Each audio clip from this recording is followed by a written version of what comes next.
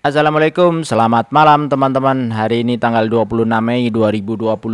IHSG hari ini turun dikit 25 poin ya, 0,36%. Volume agak lumayan gede dibandingkan dengan rata-rata, tapi dari asing belum jualan, malah justru akumulasi sekitar 300 miliar dan belum ada pullback yang berarti ya. Dari kenaikan pertama dari bawah sampai atas itu sudah 22%. Belum ada pullback yang berarti. Sudah melewati MA 200. Apakah dalam waktu dekat akan ada pullback atau seperti apa? Ya kita tunggu aja. Terus update saham-saham lain, AADI kemarin ada berita masuk ke FTSE, makanya hari ini AADI juga sedikit naik ya. Ini tadi pagi grafiknya lumayan tinggi nih, 4.700-an. 7.600-an, 7625. Tapi closingnya akhirnya di 7350. Ada akumulasi asing masuk lumayan sih, sedikit ya, 8 miliaran. Terus selain ADI hari ini yang grafiknya agak lumayan gede turunnya itu ada LPPF. Saya nggak tahu ini kenapa, nanti teman-teman kalau ada yang tahu komen ya di bawah ya. Nah hari ini saya akan bahas games ya, Golden Mines Energy ya, ini games. Karena dia rilis laporan keuangan Q1, jadi kita langsung bahas saja. Nah ini dia laporannya, aset lancar itu kas setara kas masih strong ya, 335 juta dolar dibandingkan Desember 2024 ini posisinya cukup bagus. Kemudian jumlah aset aman, liabilitas juga oke. Ini 500 malah justru turun nih, 578 ke 513. Di pendapatan usaha ini agak turun sedikit, tapi dibandingkan dengan perusahaan yang lain ini cukup stabil, perusahaan batubara yang lain maksudnya. Jadi turunnya dari 715 ke 648 itu kira-kira di 9,4%, nggak nyampe 10%. Nah, beban pokok agak naik ya, naik dikit. Lalu laba kotornya turun, sehingga laba akhir per sahamnya juga turun. Nah terus kalau dilihat dari saldo laba ini agak turun dikit dibandingkan kuartal 1 2024. Tapi ya masih strong-strong aja, karena ini di sini 601 yang belum ditentukan penggunaannya menjadi 540 juta dolar ya. Turun sekitar 10% dibandingkan 2024. Jadi masih oke. Terus kita lanjut di cadangan batubaranya. Jadi ada cadangan terbukti dan terduga. Ini totalnya ada 899 ini di Desember 2024. Kemudian sudah produksi sekitar 14 juta ton. Sambil makan mangga ya teman-teman ya. Nah di Maret 2025 ini sisa 884. Tapi ini adalah cadangan terbukti dan terduga. Masih ada cadangan yang terbuktinya. Jadi kalau kita hitung 14 juta ton ini dari saldo yang 899 kita bagi 14 itu sekitar 15 tahun.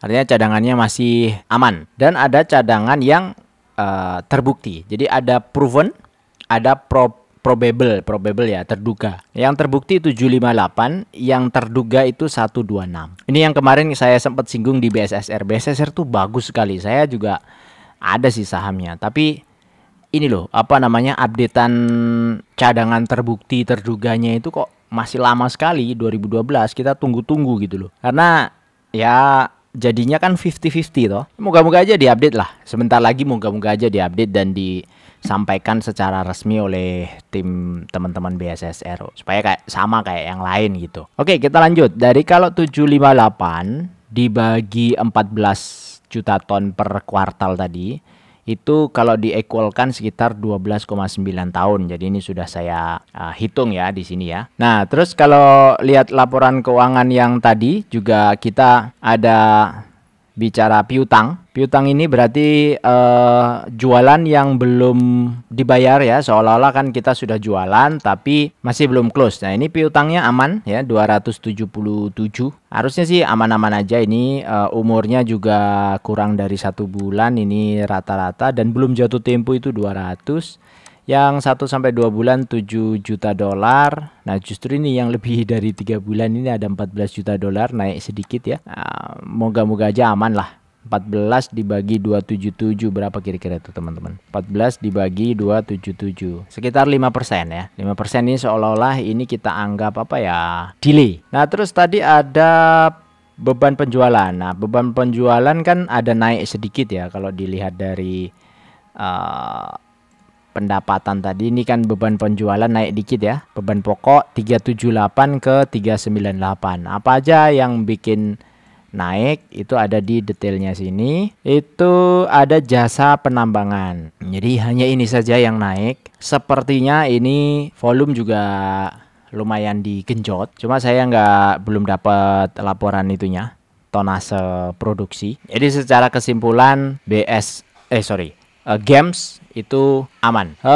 Company profile nggak perlu lah ya, karena udah pernah juga saya review. Ini ada blok-blok yang dia kelola di Kalimantan, kemudian ada di Sumatera, ada 1, 2, 3, 4, 5 blok. Ini operasional 2024 ini. Tingkat produksinya meningkat, tiap tahun meningkat ya. CAGR-nya 11%. CAGR itu adalah Compound Annual Growth Rate. Ini dihitung dari 2020 sampai 2024. Kemudian dirata-ratakan lah kira-kira growth rate-nya itu berapa. Walaupun ini pernah turun, tapi karena 2022 naik, 23 naik, 24 naik, jadi seolah-olah rata-rata kenaikannya itu 11% per tahun dihitung dari 2020.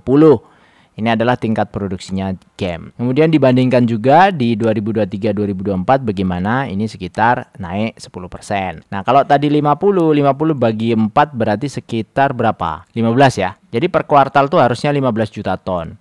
Nah, kuartal 1 tadi kan sudah memproduksi sekitar 14,6. Jadi harusnya sih agak normal-normal saja ini harusnya. Dibandingkan 2024, 15 ke 14,6 paling turun dikit lah.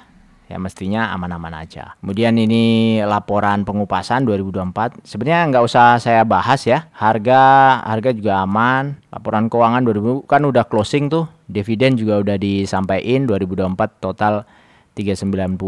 Nah, dan naik terus nih dari 2020 sampai 2023, 2024 agak turun dikit. Terus dividen kemarin dia udah bagi, jadi bagi 309 per saham. Ini adalah finalnya 1 tahun buku 2024 itu sebesar 500 juta dolar, di mana dividen itu sudah dibagi 150, 150 dan 90. Itu sudah interim 3 kali, dan terakhir dibagi lagi 110 itu kemarin ya, per tanggal nih, ex date-nya hari ini. Makanya hari ini agak turun nih. Posisinya turun sekitar 450. Nah, Games ini punya kebiasaan bagi dividennya per kuartal ya, teman-teman ya.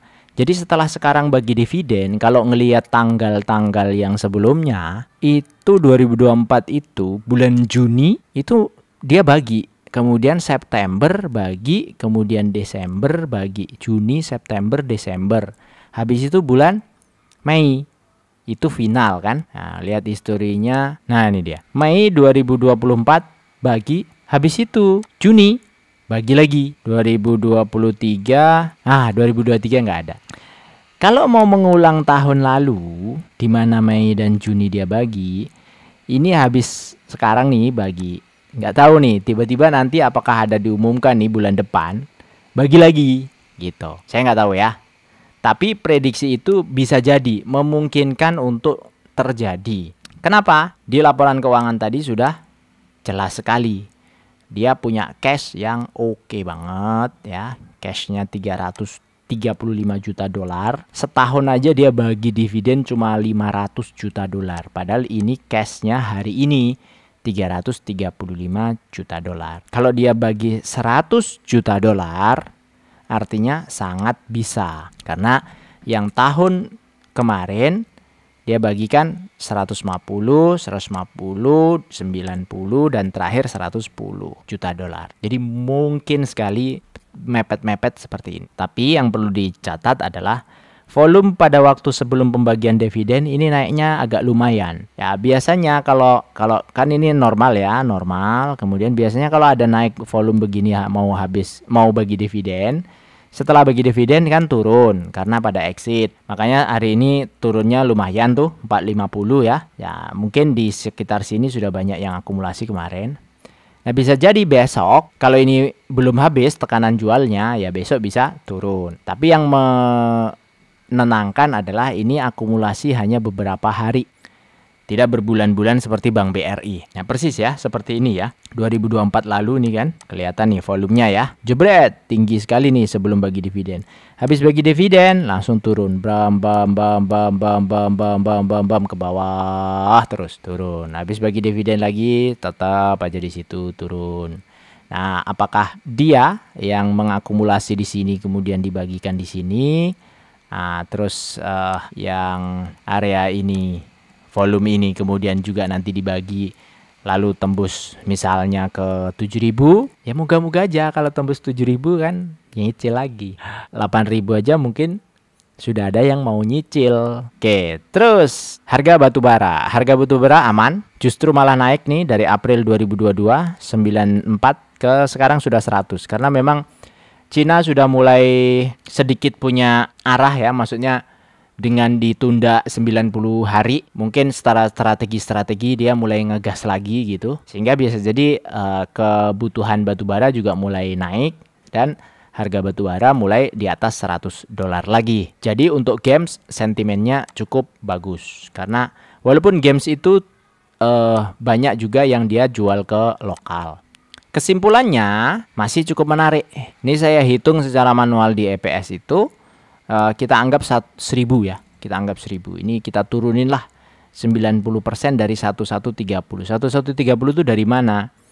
Dari ini ya. Karena Q1 kan sudah muncul nih 314. Di setahun kan ini ada 1257 atau trailing 12 month itu 1130.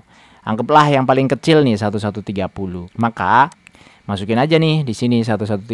Nah, tak kalikan lagi lebih rendah di 90%-nya. Anggapannya EPS-nya 90%-nya. Dividen payout rasionya nggak usah 106 lah ya. 100 aja lah. Atau 95 lah ya. 95. Ya, 95. Dengan 95 ya masih lumayan 10%. Tapi memang dia baginya 4 kali ya teman-teman. Jadi nggak terlalu berasa gitu karena baginya 4 kali. Tapi kalau lihat history 2023 bagus loh. 1.300 itu 14%, 2024 1.300 juga 14%. Kalau 2025 dia bagi lagi 1.300 lagi, ya 14% lagi, hebat banget, keren. Dibandingkan yang lain di sektor yang sama, yang lain saya hide ya biar game saja yang jadi starnya. Yang lain saya hide, ada ADI dan seterusnya saya hide di atas. Ini ada Elsa, TB, PSSI, MCOL, ya pasti kalah lah ya. Menang games kalau ngelihat seperti ini. Elsa di 8%. Elsa sih oke kondisinya. Hari ini harganya naik dikit 1,6. Tapi kalau dibandingkan games ya posisinya memang kalah 2%. 2% itu termasuk besar kalau bicara dividen. Terus kalau 10% tadi dihitung 10,5 dihitung pakai dividen for living, maka kalau kita nabung saham selama 25 tahun dengan 2 juta per bulan saja, kelebihan 01, 2 juta aja. Nah ini ya 2 juta periode pertama, periode kedua 2,4, 2,8 periode ketiga, ini 5 tahunan ya teman-teman ya. Baru di tahun ke-25 itu 4.100.000. Maka kita akan mendapatkan dividennya sekitar 32 juta di periode ke-5, 25 tahun. Kalau kita lebih muda lagi ya, menabungnya bukan dari umur 30 tapi misalnya umur 25. Nggak tahu siapa sekarang yang masih umur 25 tahun.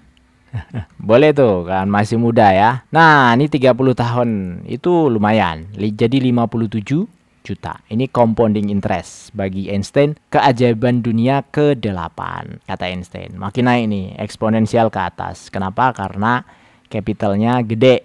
Jadi yang kalau sini capitalnya kecil 74 juta, di tahun ke-30 sudah jadi 6 miliar.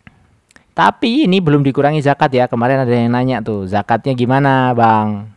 Belum dikurangi zakat, belum dikurangi pajak kalau ada pajak. Kan sekarang pajak itu direinvestasikan kan 0. Lapornya ruwet ya pajak ya. Ya saya kira itu dari saya, tidak usah panjang lebar karena tagline-nya YouTube ini kan investasi simple. Jadi pengennya simple-simple, kalau ada barang murah ya dibeli, dicicil gitu kan. Mau naik mau turun, yang penting kita percaya sama perusahaannya sebisa mungkin ya. kita tetap melakukan DCA ya, dollar cost averaging. Tapi kalau bisa memanfaatkan momen-momen itu juga lebih baik. Semoga bermanfaat.